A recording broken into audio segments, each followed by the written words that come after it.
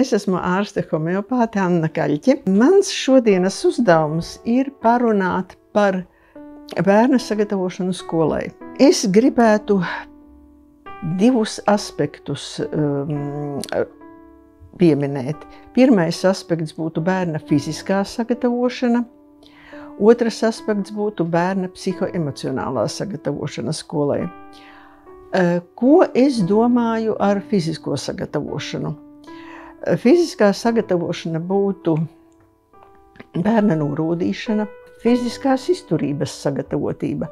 Ar bērnu būtu jāiet pārgājienos, garāka staigāšana, garākas pastaigas, lai bērns pierod pie garākas slodzes, jo bērnam būs regulāras sporta nodarbības skolā.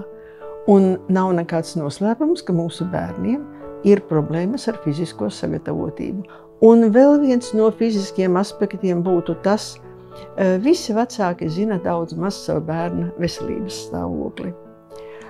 Vai viņam ir kaut kādas hroniskas saslimšanas, vai viņš ir no tiem bieži slimojošiem bērniņiem, kam rudeņos, pavasaros ir ausis, kakls, klepus, bronhīti, angīnas.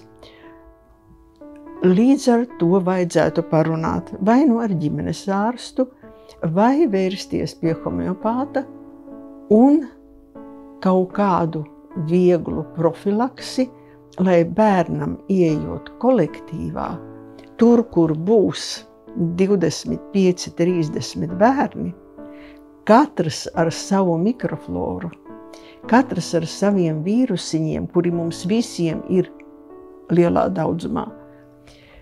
Un viņi cieši kontaktējoties, neglābjami apmainīsies ar šo floru, lai viņš pie pirmiem soļiem neslimotu.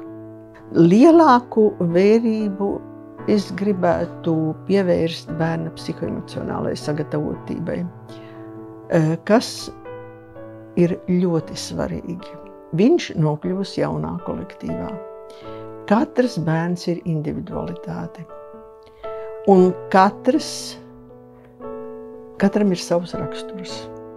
Viens ir pakļāvīgs, viens grib būt līderis, vienam viss ir vienalga, trešais nolīdīs kaktiņā un gribēs būt pats par sevi. Katrs būs savādāks. Tur atkal būtu vecākiem jāparunā ar dārziņa audzinātājiem vai tās sagatavošanas klasītes audzinātājiem šo klasīti beidzot, kā bērnam gāja ar uzvedību un kā bērnam gāja ar komunikāciju. Vai tur nebija jau tad kādas problēmas? Un ja šīs problēmas kaut kādas ir, nu tad gan es ieteiktu noteikti vērsties.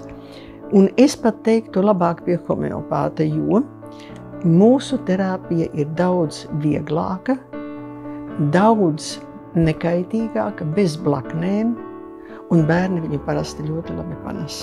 Ja bērns ir ar tieksmi uz dominēšanu, uz agresiju, tad ir vieni preparātiņi. Tur varbūt būs vajadzīgs nux vomika, tur varbūt būs vajadzīgs anakardium pat. Ja bērniņš ir vienkārši nemierīgs, nevar nosēdēt, varbūt arī bišķiņ raudulīgs, tur var būt hamomilla, tur var būt sina. Ja viņam vēl piedevām ir biežas vēdera sāpes, nu tad tur ir jāskatās, ko vēl iedot. Ja bērniņš ir bailīgs, trauksmains, kā būs, ko es tur darīšu, kā es tikšu ar visu galā. Tie var būt gan arsēns, gan akonīts. Ļoti gribētu vecāku uzmanību vērst uz to, ka bērnam būs publiski jārunā. Viņu skolotāja viņam uzdos jautājumus klasē. Viņam būs jāpieceļās un klases priekšā jāpasaka atbilde, jāpastāsta atbilde uz jautājumu, vai jāiziet klases priekšā, uz tāfeles jārēķina uzdevums vai vēl kaut kas. Ir bērni, kuriem ir publikas uzstāšanās problēma. Un šeit jums būtu laicīgi jāzina tas, vai jūsu bērns dārziņā bija gatavs uzstāties, vai viņš piedalījās uzvedumos, vai viņš labprāt to darīja, un vai viņam tas nebija stress. Ja tas viņam bija stress, tad tam bērnam ir noteikti jādod palīdzība. Tas varētu būt preparāts Gelzēmium, tas varētu būt preparāts Ignācija.